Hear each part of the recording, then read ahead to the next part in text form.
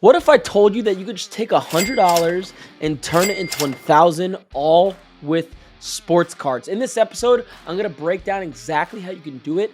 Even if you were starting from scratch today, I'll show you exactly what cards I would target, the strategy I'd use to multiply small wins into bigger ones, and the mistakes to avoid so you don't blow your first $100. And by the end of this episode, in the next 5 to 10 minutes actually, you'll know step by step exactly how to do it and to grow a smaller starting budget into something much bigger.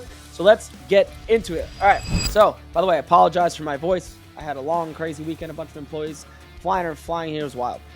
So apologize for that. But first, we have to define what to buy. Okay. So if we want to turn $100 into $1,000, what you have to do is define what to buy. So right now, I would either be buying two types of guys as I'm speaking right now.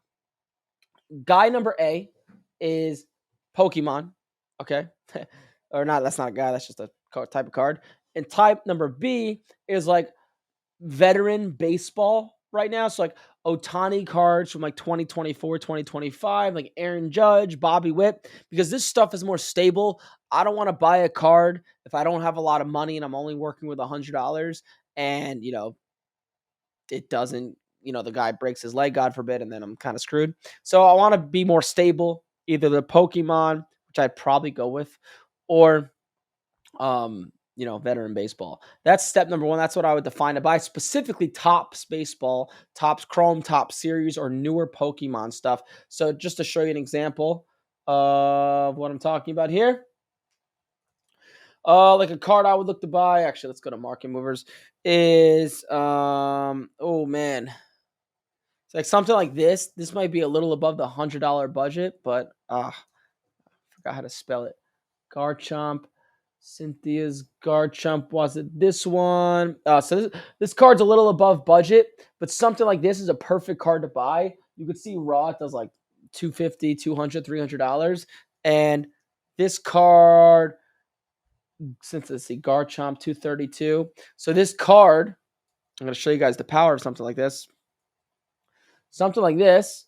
So this card grades 56% of the time as a 10. So it's obviously not impossible. And you could see here from raw to a 10, you're making pretty good money, right? A 10's like $700. You can get in raw like $250, $300. So something like that, even though this card's not $100, but you get the point. So that's step number one. Step number two, kind of going along these lines, is only buying things you can at least 2 times your money on. Okay. So if I'm spending $100 on a card and I'm spending $20 to get it graded, let's call it, I want to at least double my money. So if a PSA 10 only does $170, I don't buy it. I need myself to net at least $240, which is why it's easier with some of this Pokemon stuff because a lot of that stuff does it. That's step number two. Step number three, this is a little bit more tactical and just kind of what I do, is when I'm searching on eBay. So let's search on eBay. I'm not signed in. I got to get signed in. But when I'm searching on eBay and I'm looking at different cards to buy, my personal favorite way to search is, let's say I type in 2024 Topps Ohtani, right? I either like to go to ending soonest or newly listed. Okay. Ending soonest, what I'll do is I'll only look at auctions. So I'll do minimum price, let's say like, $50, and only things with at least one bid. So I'm only looking at things that have at least one bid because so many people just start their auctions way too high. I'll click no, not graded, and I'll look and I'll see something like this. Sasaki, Ohtani. This looks like a potential solid card to buy. This is a little above the $100 range, but it's in range. And I can tell you, a card like this, you'll over double your money. All these Topps Chrome Ohtani cards, for the most part, do pretty well. So something like this is really cool. Image variation, right? We could take a card like this, Ohtani, image variation, and let's see if I can find it. So this card, so this card's in our wheelhouse. It sells for $99, and a 10 does 190. So we're not going to at least double my money, but it's close. So you can hopefully see, the kind of cards I'm buying. I wouldn't buy this specific card, but this falls within our budget. So that's the type of stuff I would buy. Then the other way I would flip this around, do newly listed, and this is where I would buy cards, not just auctions. So I'd look at, let me just refresh this.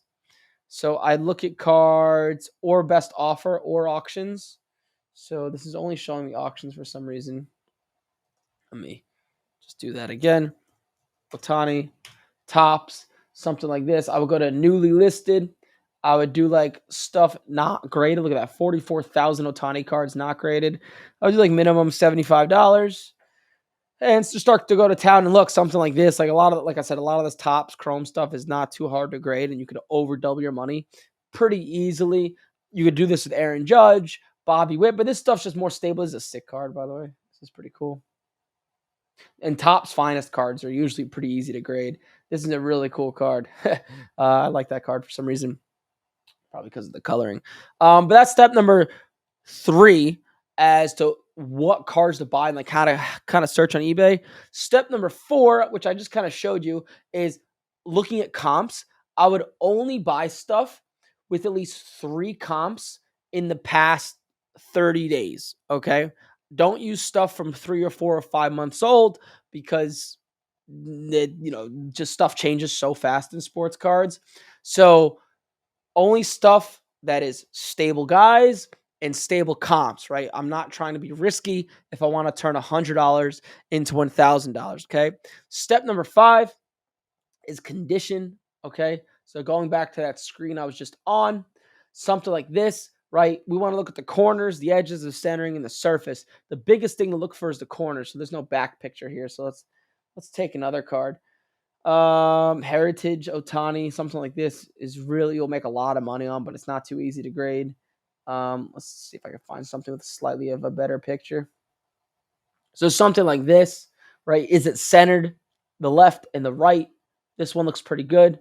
The back, the left and the right, pretty on point. Top and bottom, pretty on point. The corners, are they sharp right angles? So like, are they not rounded? Are they crispy? So this one actually looks pretty good. All these corners look pretty crispy. Edges are usually fine on cards like this, so I don't see any edge chipping. And surface, there might be something right there. I can't tell. I would need a better picture, but that looks like something's on the card. I would need a better picture, but you want to be looking at the 4 pieces of criteria. The biggest one is corners, because corners is what PSA, in my opinion, judges the hardest. If a corner is just a little messed up, it's really, really hard to get a PSA 10. And then lastly, you want to turn $100 into $1,000. I did the math. Okay. Did the math, and it might take a while, but I did the exact math so you guys can see. So if you're buying a card that's $100, and 60% of the time you'll get a 10, which is a decent number. I could speak for a lot of the students in our program. At least about 60% is the average. People get a 10, and 40% of the time people get a 9. And if you get a 10, I'm assuming you're going to make about $100 profit all in. And if you get a 9, you'll lose about $20 to grading fee. If you do that over and over again, so each time you send, let's say, you send in 5 cards to get graded, 3 get a 10, 2 get a 9, you lose $20 on the 9s, you make $100 on the 10s. It would take you 20 cards. You'd have to buy and grade 20 cards with that math to make $1,000 40 profit exactly. Might take you a while if if you only have $100, which is why if you only have $100 to spend, you probably shouldn't get into sports cards to begin with. You should probably get a better job and save more money. My personal take. But that is the exact math in that situation. And that's exactly step by step how to turn $100 into $1,000 using sports cards. And there's other ways to do it too that might be a little bit quicker, because grading cards with just $100 to spend, it's probably not a good idea. Getting into anything if you only have $100 is probably just not a good idea to begin with, to be honest. But going to card shows and going into dollar boxes and quickly flipping dollar cards into $5 and $10, so you don't need to wait a month, 2 months to get cards back from grading, is your better bet. It'll probably happen faster. That's exactly how to do it. Hopefully that makes sense. And if you guys have any questions, feel free to start calling into that phone number below, 813-618-2075. Was there a caller? No callers yet. So, all right. So we'll open up the queue and I'll begin answering questions in the chat. Let's see. Joel, I enjoy your content, but problem is PSA isn't really predictable. They hold your cards a long time, and I've noticed PSA has been very backed up if you're sending cards at the bulk level. Okay, so well, I guess a few things to say to that. So what I would say is number one, that's why consistency is important. Going back to what I was just talking about with $100, if you just have X amount of like $500 to spend, and you spend your load and that's it, it's pretty painful to wait and just sit on your hands for months before you get cards back from grading. Like I would really only get into the grading game if you have like at least $1,000 to spend. I tell people you want to be buying 5 cards a week, staying consistent. So at a certain point, 2 months in, right, you have to outlay some money, but 2 months in, you have cards coming back to you every week. If PSA is a little delayed, maybe it comes back every 2 weeks. Then you have 2 orders come back in a week, and you won't even be. I know how it is, right? You're just staring at your PSA account. Where are my cards? Where are my cards? But if you're being consistent, you won't care if you have 10 or 15 orders. Okay, so consistency is key, but to be consistent, right, you must grade cards, or you must have a little bit of a budget. Excuse me. First caller, let it rip. Let it begin. Hey, what's up, man? You got Eric. You're live. Hey, Eric. I had just a question about selling. Sure. I did.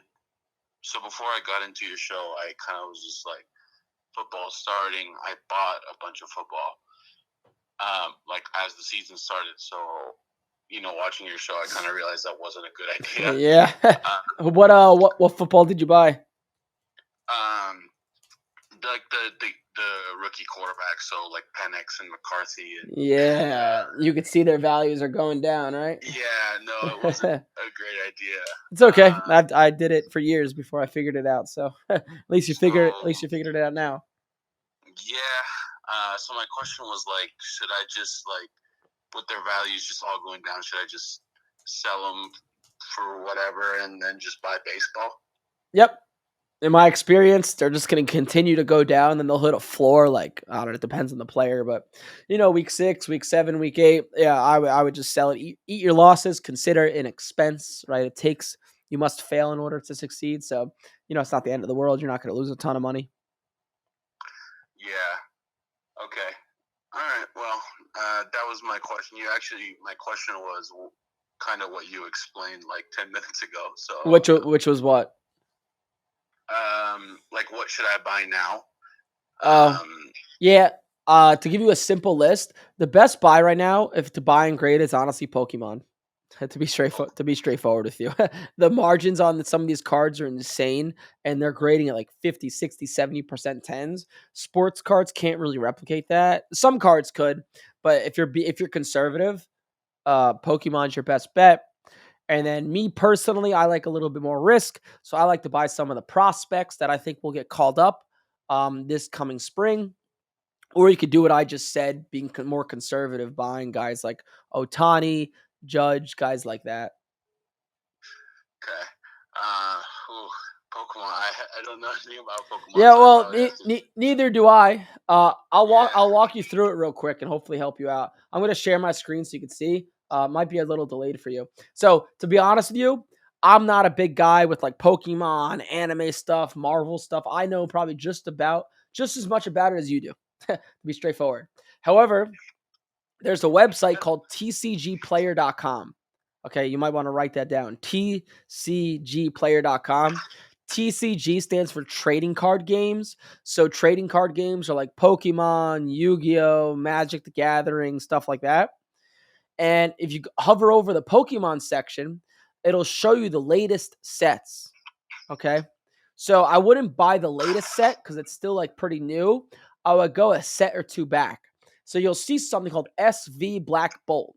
I would click it, then click shop the set, and then go to highest price, high to low, and it'll just show you the highest priced cards. So you'll see this red card called Victini. Don't worry about who he is. And then what I would do is go over to Market Movers and look. Okay, Victini 176. Oh wait, was that the right number? 171. So Victini 171. And if you look at Market Movers, you'll see a PSA 10 sells for about 1,400, and raw does about 500, 448 ish. So that's good, right? And then what you could do is go over to gemrate.com, look up the card, Victini, and 171, and you'll see there's 900 that have been graded, and they're grading a PSA 10 61% of the time. It doesn't take a mathematician to figure out. That's good, right?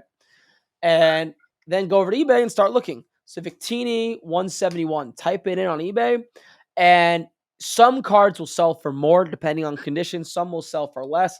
But the big thing with Pokemon is all the cards look the same. You just need to make sure there's no edge chipping on the back and it's centered as much as possible. Okay. And even what I could do, I know I'm going fast here because we have a lot of callers, but look at other PSA 10s and see how well or not well they're centered to compare. And they're very liquid. So you don't have to know that much about Pokemon, to be honest with you. But that's how I do it. I've done pretty well. I've taught, thousands of students how to do it, and they've done even better than me, to be honest. So that's how I would discover what's good with Pokemon. All right. Well, thank you for your answers. Yeah, no problem. No problem. Yeah, that's all I got. Thanks. Sweet. Thank you for calling in. Good luck. If you have any other questions, just call in the future. Okay, thank you. I think there's a bunch of callers.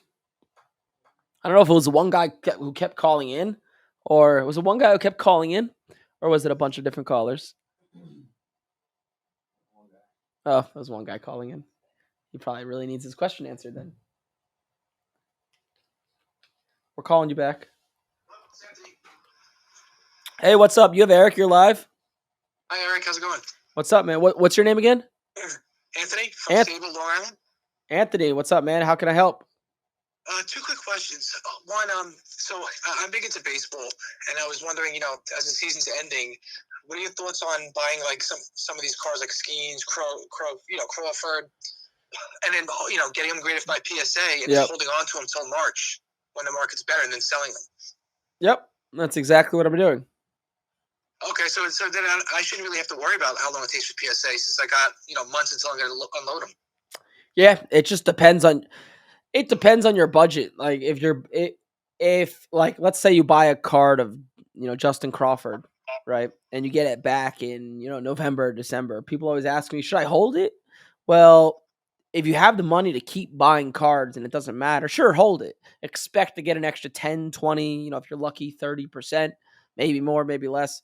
But it's not worth holding a card for an extra 20% if it's going to limit you from buying any other cards. So, yeah, does that make sense?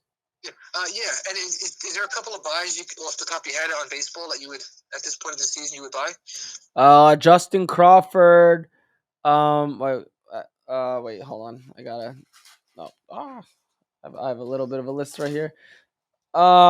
Justin Crawford, Lazaro Montes, Harry Ford. I bought some. Spencer Jones. Hopefully he doesn't get traded. He's like the 6'7" kid on the Yankees who should start next year, and he kind of swings like Aaron Judge. Carter Jansen. Who's the kid on the Mariners? Oh shit, shortstop on the Mariners. Oh man, wait, let me look his name up. I think he's a good one too.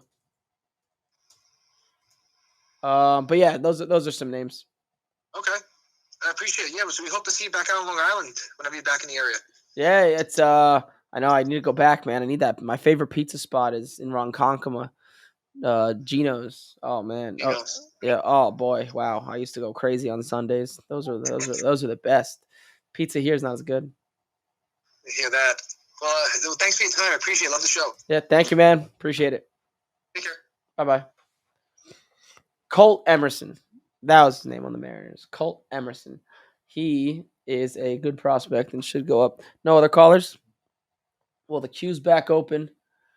I gotta figure out how to sign into my eBay. For some reason, it signed me out. I see there's some questions in the chat. Let's see. In the program, when looking for these top, so you're saying you're in the program. When looking for these top baseball cards, is it better to find serial number color parallels or just parallels? Are there any clash with the PSA label? Nah, it doesn't matter. Just they're all honestly equally as liquid. Just as long as you could over double your money and go on gemrate.com to make sure you're not buying a card that's impossible to grade. It doesn't matter whether it's green, purple, orange, blue, rainbow. It's all the same stuff with that.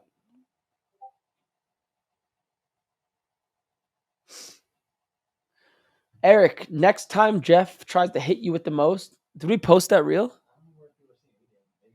Oh, did he post? Did he post it with the Drew Brees one? You saw the whole Drew Brees, dude. I offered him. Yeah, great guy. I have nothing to say bad against him. He actually has a great app. You probably see me use it all the time. I offered him so much money for that Drew Brees. That was like the type of card like I'm looking to buy. I offered him $16,500 in cash. Like not one, like one ever has sold for that, and it was like 16.7. And that guy doesn't get all that money. He probably paid a 10 to 20% buyer's premium, or had to give 10 to 20% away. And I was shocked. He said no. And then I found some others that were a little bit cheaper, so I think he ended up coming back to me, but to do the deal. But I just didn't want to at that point. Time kills deals, right? Hey, you have Eric. You're live. Unfortunately, you already started going into it. It's Diddy. I was gonna get on you about that deal with Breeze, especially since I'm a Breeze fan. Where was that posted? That's on. He just dropped that video today on his channel. You were the first one in the video. I was like, "Oh, that's my guy Eric. Get him." Is it? Which channel is it? It's on whatever. I don't know. He just popped up in my feed. Whatever his main channel is, I try not to feed into it too often since he's got the whole market cornered. You know, you know what I mean? I'm trying not to feed his algorithm, but it automatically plays if you just hover over the video. And I saw you were in the beginning of it, so I watched it. I was like, all right, let's see what. But he didn't close, man. Over $300. You should have pressed them. Told him, like dude said, you should have said, I'll use market movers and the price according to your market movers. Right, we spend so much money on ads, and like people see this. So many people see this show. You would think he'd just be like, "Oh yeah, take it for like a few $1,000s off." Right, exactly. No, I'm looking now. I don't see where this is. It's whatever his program is. I forget what it's called. Oh, is it on YouTube? Oh, it's probably on YouTube. It's on YouTube. Okay, gotcha. That's why I'm I was really hoping you were going to close that, man. I told you the last call I called that I've been on top of Breeze lately. He's so undervalued, man. And I know that right now you're talking about short-term stuff, but man, in the long term, I can't help but think that the market's going to catch up to Drew Brees and his cards are going to be worth exponentially more. Yeah, his cards are very cheap. Like that card that we were negotiating over, if that was Tom Brady, it's worth millions of dollars. And simply like Drew, Tom Brady is not, what is that, like 50 times the quarterback Drew Brees is, or 75 times, whatever that math is. No, absolutely not. Like obviously, Brady. Go ahead. Sorry. I was gonna say obviously he's much better and like has much more rings, but like yeah, I think you're right. Yeah, for sure. I mean, for example, I got a LaDainian Tomlinson, Drew Brees rookie card from the Rookie Premier Game Used Football. I got it on eBay. I got it. I probably didn't get a steal. I'm a fan, but I got it for $40. It's a piece from the actual date of the Rookie Premier Football. It's a Drew Brees rookie card. Like there's so many things I got for like $45. You couldn't do that with a Brady. Yeah, you are correct. Yeah, there's a lot of undervalued stuff, that I think has high upside, but at the same time, it's like, I tell people, I've been doing it for a long time, right? So as pretentious as it sounds, I have the money to blow, but to just sit on things. But like, even if Drew Brees doubles in value in the next 3 years and you spent $20,000, it sounds like a good investment. You could actually make way more money just flipping cards and doing it quickly and fast, $20,000, and just holding for 3 years to double it with something like Drew Brees. So that's why I always tell people, like, put your extra money in it. But like, if you have extra money, but it's not worth it to just sit and hold anything. Even if it doubles, it's still not worth it. Sure. But PC stuff, I mean, I'm lucky that's, Yeah, that's my PC. favorite Yeah. quarterback of all time. Yep. So it's easy for me to put stuff and classify it as PC as opposed to flip cards, right? Yep. 100%. I almost got a flawless patch card for the Super Bowl. I missed out on that because I didn't want to go over 200, but it was from the Super Bowl. It was numbered to 10. I mean, I almost got into that. And again, I was, I stumbled on it because it was a PC card and I was kind of using the same principles as if I was trying to flip cards. You know what I mean? I'll pay a premium a little bit more higher for a PC card than I will if I'm trying to make money. You obviously know all this. I'm preaching to the Pope. Yep. Yep. But yeah, to answer your question, I think there's, just long-term holding. Yes, Yeah. I think Drew Brees. I think there's a lot of undervalued things. I think there's certain things that are overvalued, like an 86 Fleer Jordan, because there's so many. And I think and you just never know which way the market's going to go. Then there's undervalued things like Brees or like, pick another, who's Peyton Manning. Well, his PSA 10 contenders just went for $200,000. I think I was bidding on it. I thought I was going to win it for $100,000. And it went to 200,000. And I still think like Babe Ruth Gaudy cards are undervalued, like Ty Cobb cards from like T206. I think that stuff's undervalued, and like mantles are overvalued because there's just I think there's a lot of room to make like long-term money. Yeah, for sure, especially in vintage now, right? Because that's coming back. Yep, correct. Yeah, for sure. Hey man, appreciate you always, watching the show. Sweet. Keep doing your thing. If you need have any other questions, always feel free to call in. Yes, sir. You guys have a great day. All right, you too. Bye. Bye. He said, "What a guy" at the end. Oh yeah, what a guy. I heard that, Diddy. Thank you. Where I tried.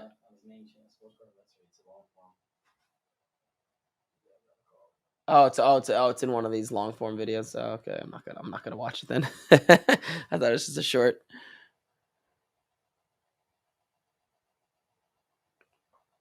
Hello. Hey, what's up? You have Eric. You're live. Hey, is Eric live now? This is Eric, and you are live with him. Oh, hey. My name is Bill. Just a question for. What's up, Bill? Hey, doing all right. Big card show coming up in Northern Virginia in the middle of October. So is it Chantilly? Yeah. Cool. Yeah. What should a flip rookie be looking for at a show like that? That's the basic question. Very, very broad and basic question. How much cash are you bringing with you? Probably 2 to 3 G's. Okay. And is your goal to flip quick or hold long term? Flip quick. Okay. And so something like that, I would probably either something that's semi-quick is like buying graded baseball Bowman Chrome of prospects that are going to be called up this upcoming spring, or we think are going to be called up. Like Justin Crawford is a good example. Like guys who are like 21 years old that did well this year in the minors. Those guys should see a pop up in value. Or number two, just gradable stuff. The fact that you could see it in person is good. A lot of people at card shows don't grade cards that are like, that are like $50, $100, $200. Pokemon, I can't give you an exact card. I would need to walk around with you at the show and just point it out. But those are the two types of things I would be looking for if I was in your shoes. Well, thank you very much. That's direct and to the point, and I got it scribbled down. I appreciate it. Sweet. Thank you. Good luck. I might see you there. I think I might. Are we set up there? Not. Oh, no. I will not be there. I thought I was going to be there. I will not be there. But good luck out there. Yeah, thank you. All right. Bye-bye. Is there another caller? I don't think there was. Cool. The queue is back open. Coffee time, gentlemen. I got my coffee. My girlfriend, this is a crazy story. This is I feel like when I first started doing these podcasts, the goal of it was for not, obviously give people value at sports cards, but for me to like kind of like show that like I'm like a real human being. I'm not some like scammer that runs around on Facebook running ads. And I used to talk about my personal stuff all the time when we first started this thing, and I kind of drifted away from it. Also, it's not as because I have a girlfriend now. It's not as interesting. Like dating is like so fascinating and interesting to me. But obviously not doing that anymore. If I was, that'd be a problem. But yeah, that's a little update on my life. I know I haven't given an update. That's probably the biggest update. Another big update, I guess, is we purchased. We purchased an office that we're probably moving into in the next week or two. That's pretty dope. So you'll see a whole new content studio set up. And this weekend we flew a bunch of employees in. So I'll leave you guys off with this for a little life update. This is probably the most interesting one. So it was always a dream of mine to have like an in-person office, all the salespeople, the coaches, right? Everyone in-house, right? Because I knew I could build a good culture. I just knew it. And my business partner and I, a rule we go by is we only hire people we get a beer with. Bottom line, it doesn't matter how qualified the person is, how much money he or she would make the company. If we wouldn't get a beer with you, we are not hiring you. It's just a flat out rule. And so through time, we built up our office where we like rent an office in a high rise in Tampa and downtown. We grew out of it, or now we're like just all squished together. There's like 15 or 16 people in here in a room that's designed for like 10. But through hiring people, we always kept this rule, right? We're only hiring people we get a beer with, only hiring people we get a beer with.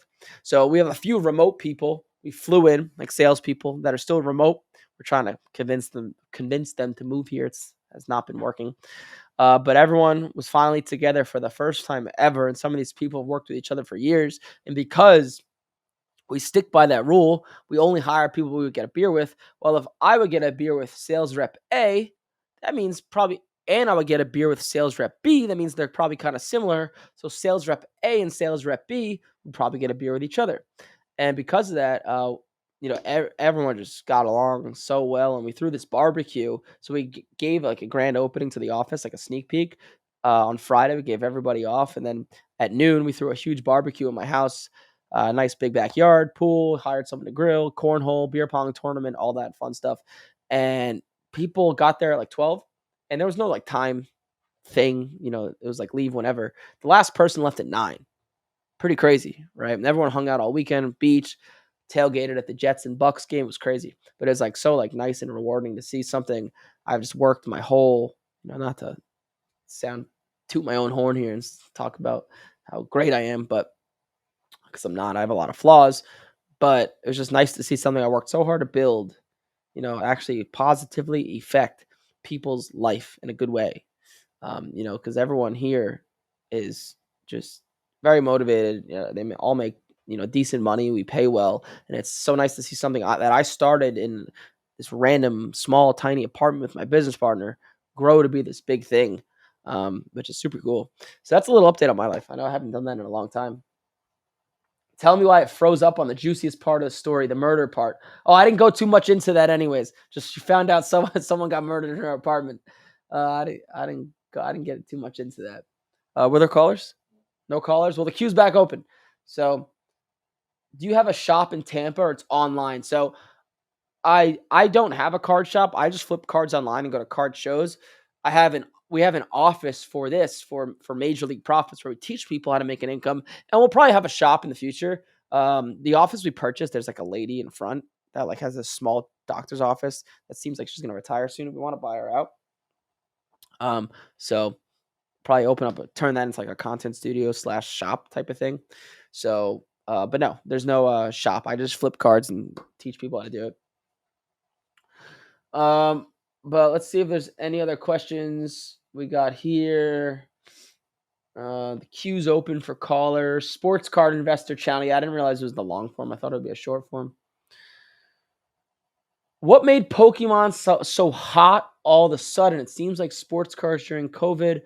What's the hype about? That is a good question, my friend. So, my opinion, this is just my opinion. So, you had this Pokemon movie that just came out, and it's kind of like an avalanche effect, right? All it takes is like, so there, I think like a Pikachu movie or Pokemon. When did it come out? Was it last year? Let me look it up. I didn't watch it, but I think that kind of triggered things. Oh, there's a lot of Pokemon movies that have come out. Let me see. This Pokemon movie came out. No, I thought one came out last year. I guess not. But all it takes is like it doesn't take much, man. Like just a tiny snowball effect, where you have Logan Paul walking around with his $5 million Pokemon card. It's probably worth a lot more now. And just people, it gets a little hot. People buy more of it, more of it, more of it. Like if you look at a card, so like one of the cards that have went up the most amount that I'm aware of is gray felt hat. This Pokemon card, for God knows what reason, is just going up so much. You know, this card a year ago was $200. Now the last sale is $2,000. Right? You can see it didn't just like boop, get hot. Look at the progression, and it's like an avalanche effect, right? It builds and builds and builds and it builds momentum, and then this is just crazy. Like you could have bought this card for $1,200, and you're gonna tell me today it's worth double?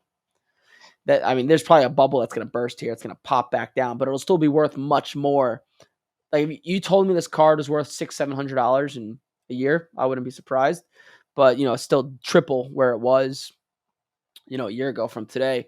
But yeah, there's just an avalanche effect. And from what I know about Pokemon, some of these cards why some of these cards get hot.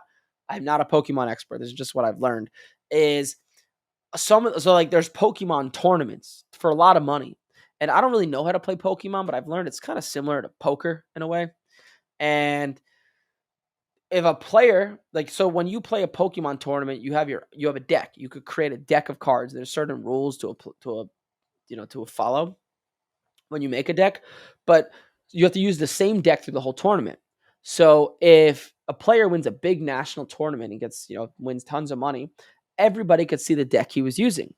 And if there's a certain card in that deck, let's say that's worth $5, but it's powerful in some sort of way in the game, it becomes much more desirable in the actual Pokemon playing community. And because it's more desirable there and the demand increases there, the demand just increases overall, which is why you see some of these cards. I don't know that gray felt hat one. I have no idea. But some of these cards just, boom, randomly will just spike up. That's a reason for it. And I don't know how to play Pokemon. That's just what I've learned. That could be right or wrong, but it makes sense. So that's part of it. That's what I would say. Hopefully that gives you somewhat of a good answer. Someone just called me a dad. Eric, all these things you are learning and experiencing will make you a good dad. Once you have a kid, imagine your girl and your business all in one. Cheers, Eric. Imagine your girl and your business all in one. Do you know what that means?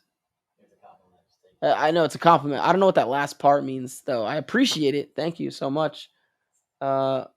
Imagine your girl and your business all in, just all in my life, I think. But thank you. Thank you for that compliment. Let's see. Is Jaden Daniels a good buy right now with his cards down in value while he's out? Me personally, I would stay far. If I could short his cards, I would. To be honest with you, I wouldn't buy any of the young quarterbacks. None of them. You could see none of them are playing well. None of them are really. I know Jaden Daniels is out, but just look at all of them. Like I think McCarthy. What did McCarthy? Is he out or he got benched? Something like that. And Penix just. I mean, did they get shut out by the Panthers yesterday? I think they got shut out by the Panthers. Oh my God, they did 30-0. That's just you should be everyone on the Atlanta staff should be fired. Like everybody.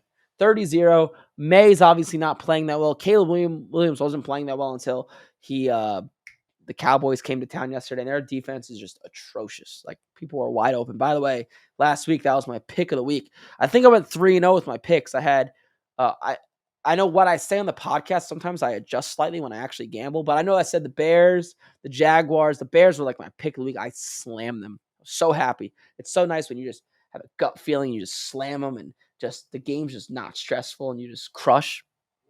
Let it rip. But yeah, I went 3-0 last week. I'm having a really, really good start to my football season with gambling.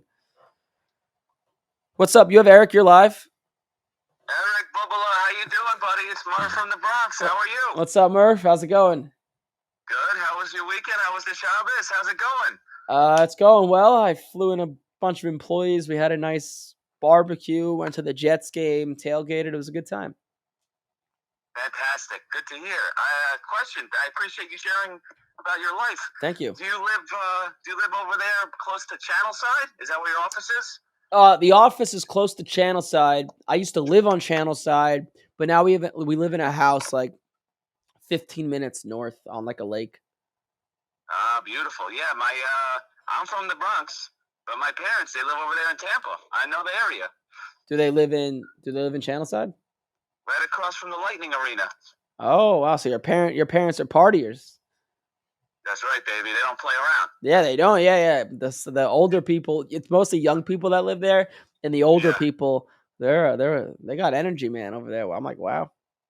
Yeah, they got energy. They got boats. There's underneath over there by Jackson's. You know Jackson's? There's like 3 bars over there. If you go by Channelside across the way, by American Social. By American. Jackson's is right next to American Social. Yeah. Yeah. Right Okay. next door. Yeah.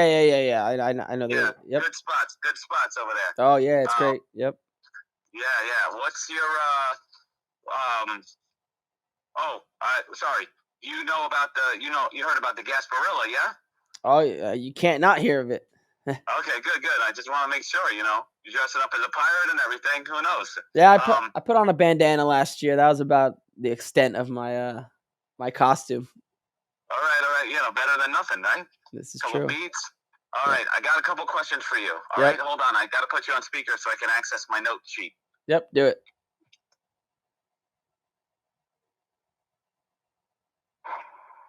Okay, got you on speaker. Now here comes my note sheet. Okay. All right, my first question for you. I was searching around on eBay. Yep. And I discovered one of these sellers. I guess it's actually PSA itself sells stuff. Correct. To people. Correct. Yeah, so I was wondering. So I took some advice. I heard one of your shows. I took some advice on a Bryce Young PSA 10. Looked at the prices, got them cheaper. Then when I was going to check out to pay for the guy, it said, do you want to ship this to your house and pay this money to ship it, or you want to just keep it in the PSA vault? Correct. And you not have to pay for the shipping, and it'll be your card. You want to trade it, you want to sell it, we'll just transfer ownership over at another time. So I chose the PSA vault option. It sounded like a good option, but I was wondering if I made a good choice or if that's something you don't recommend. I go to card shows, right? So I don't really want the cards in a vault, to be honest with you. Yeah. It doesn't matter, to be honest. If you go to card shows, obviously not a good idea because you need the cards in person, but it doesn't matter. It's going to sell for what it sells for. It's about having the proper information and knowledge to flip cards. If you can flip cards at the PSA vault, you can do it yourself. Sometimes PSA will actually offer you to buy the card. Usually it's a cheap offer, but sometimes they'll offer you to buy the card, but it doesn't matter. If you're busier, don't want to do things yourself, it's just a preference. Like, it doesn't matter. Me personally, I like to do everything myself to build connections. Yeah. Build up my own eBay. I like to control things, but it's just a preference. It's not going to make you more or less money. Okay. That's an interesting point you just brought up. If you want to sell it online, it sounds like it could be a good idea, but clearly if you want to go to a card show, not a good idea. You need to have it on person, right? Okay. Yep. Appreciate that. Thanks for pointing out the obvious. The second question I got for you is, what do you think about? Sometimes I'll go into a card shop, and they'll have like a grading service there. They'll be like, we'll send your card out. We get a ton of cards grading. It's like some sort of like grading conglomerate. Yep. We'll send your card out for a little bit cheaper than PSA would charge. And then we have it come back. They give you a little advice on the grading, and then they I guess hold your card and you come pick it up from them. You know what I'm talking about? Yep. I'm gonna give you the same answer, same exact answer. It's just a preference. Me personally, I like to control things. I like to build up my PSA account. I like to have things in house, learn it. It might take a little slower at first, but building the skill of sending cards for grading, because that's a skill in itself. That stuff never leaves you. What if the card shop shuts down or whatever? I like to control things, learn it myself, even though it takes a little bit more time. In the long run, it's cheaper usually. Things go faster, and I have peace of mind at night knowing that I'm not relying on anyone else to make my money. I control all my own money. Okay. Like these answers. All right. Another card question, then a personal question. Yep. So you mentioned before the best cards to buy in grade in baseball, Topps Finest, Topps Chrome. Sure. You also talked about Bowman Chrome. That's part of Topps Bowman Chrome. Yep. Topps makes Bowman Chrome. Yep. Okay, so all those Topps Finest, Topps Chrome, Topps Bowman Chrome. Those are the cards to look for either the prospects, get them graded, or look for the big guns. Both. Good cards. The big guns, Ohtani and those guys. It's just more stable, and the prospects is more volatile. It's just a risk and reward thing. I like more risk, so I do more of the prospects. But yeah. Oh, follow up on that prospect you mentioned before. I was listening. You got a couple guys. And we talked last time. Are you still? Is Drew Jones in your prospect list of guys you're looking at? Yeah, he's somebody I would buy too. Yep, Drew Jones. If you could get his PSA Chrome cards for like $10, $12, you're gonna get on that and then just hold them and sell them, right? Something like that. Yeah, his Bowman Chrome. Yeah, you could buy a bunch of them. I try to buy the higher end stuff. Okay. But yeah, you could buy that stuff.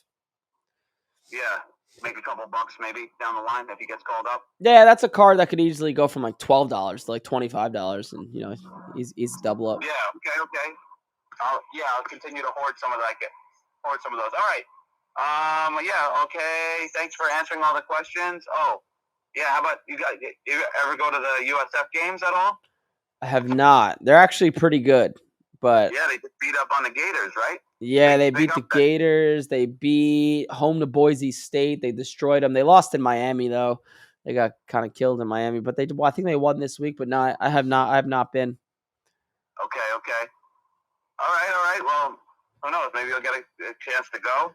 And the other question you were talking about before you had a girlfriend, how you had to level your game up and work on yourself, make yourself more attractive to higher quality girls, right? Yeah. Did you used to listen to some kid playing with fire? You ever heard of that guy? No. He's like some dude out of Miami. He says exactly the same stuff, but he's instead of doing baseball cards, he's like a relationship coach kind of thing. Yeah, those are the guys that I learned so much. Like, so are you single? No. Okay. I'm not single, but I listen to his content. It helps level up the game too if you're married or if you're in a relationship, because you can't rest on your laurels. You know what I mean? Yeah. I look at what's helped me, and I am no relationship expert, but so a relationship is very similar to business.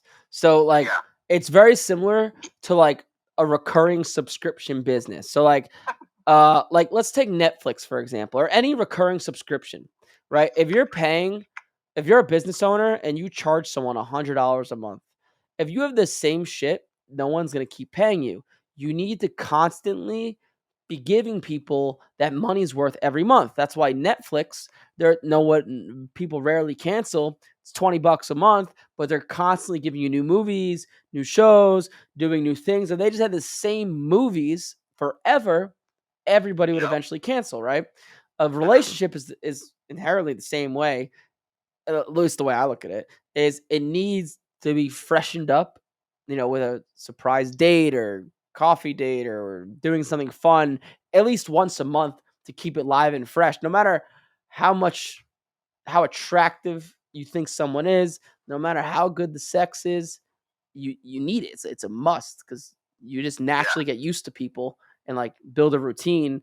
I'm a big fan of non-routine in a relationship and freshening it up once a month by doing something fun and wacky and out of my and her comfort zone. That's kind of the way I look at it. I think that's a great way to look at it. Awesome. Yeah, no, that guy, if that other kid, he's delivering content like you are. It's like very honest. Sweet. It's free and it's also like appreciated. So now when I think at first you go on YouTube and you're watching people and you just assume they're scammers, right? At first you're like, oh, this guy's just giving me information and they're going to ask me for money. So I discovered that there's that channel that's not true. That there are some people out there that are willing to give you really valuable information. And if you're just willing to listen, build relationships, you can learn a lot from their information they give. And then when I saw your stuff, I was like, oh, this channel is like that channel. I should listen to this guy. So again, I appreciate the answers to the questions, the information. I've been listening. I've been learning, building up my ability, hopefully, to get better in this card game world. My last question. Yep. I know you said Cynthia's Garchomp, Victini. Do you have like one or two other Pokemon cards that you like right now that are good, like maybe a cheaper price point, like around $100, $150 that you're gung ho about? Oh man, off the top of my head, I don't think I do. Let me look. Let me see if I can find you one real quick. 1 second. Let me look at this. Moltres. Hold on 1 second. Let me see if I can find something. Moltres 229, 229. So this Moltres card, Team Rockets. Oh wait, let me share my screen. Hold on 1 second. Just take you off. Put you on speaker again so I can see your screen. Yep. So this card, Team Rocket. I just discovered this card right now. Sells for 146 raw. Attends 443. And if we look here at Moltres 229, this card grades a 10.53% of the time. So it's a pretty good. It's a pretty good buy. Right in the wheelhouse. Sounds good. There okay, you go. Cool. I'll check it out. Sounds good. Good luck. Hey man, I'll talk to you soon. Thanks again for the info. And yeah, thanks for everything, bro. Yeah, bro, I got you. Call back in soon. All right, I'll talk to you soon. Cool. Bye-bye.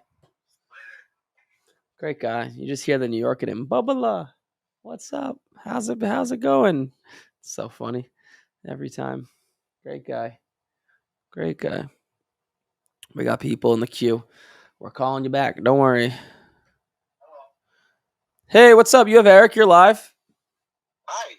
Hey, what's up? What's your name? For a long time, I've talked to you on a personal note about some of your car stuff before.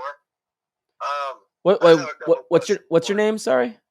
My name is Mike. Well, Michael. So great name. Michael. Yeah, of course. Where did we talk? I was looking at your shows and your online stuff a while back. You gave me a call and we talked for a little while about get into your nice your little program and all that. So sweet. But I'm starting out here in Utah, and I went from having 0 cards a little over a year ago to probably having close to 100,000 cards. I just became obsessed. That sounds like you became obsessed. Sounds like you were breaking a lot. That was one of my questions. Is what's your feeling about breaks? Well, what's my feeling about playing roulette? It's fun, but you lose money. So yes. There you go. There it is. That's all you need to know. It's I don't know the exact math because I'm sure the exact math varies with different products, but just from seeing how like students have broke and like people calling in, I would so much rather play blackjack or roulette than break. Like the odds are so terrible. Like it is so hard to make money unless you get so lucky. It's brutal. So my thoughts are, it drives the hobby. Throw some of your profits back into it. Treat it like it's a ticket to a Broadway show. It's just fun entertainment, and that money's out the door. That's how I would look at it. Yeah, I do. Okay, my other question is, so I'm married. My wife's kind of accepted my hobby, but that's good. I was spending so much time with that she was kind of bored, and I told her to find a hobby. So unfortunately, her hobby was budgeting. Is that wait? So that's funny. So those two don't mix. No. So her hobby really affects my hobby. She's still been really good. She budgets my hobby into that. Oh yeah. But what is the easiest way to teach my wife or get her interested in cards? Well, if I was your wife too, I would get into budgeting, right? If you're just blowing money out the door, breaking, I don't blame her for getting into budgeting.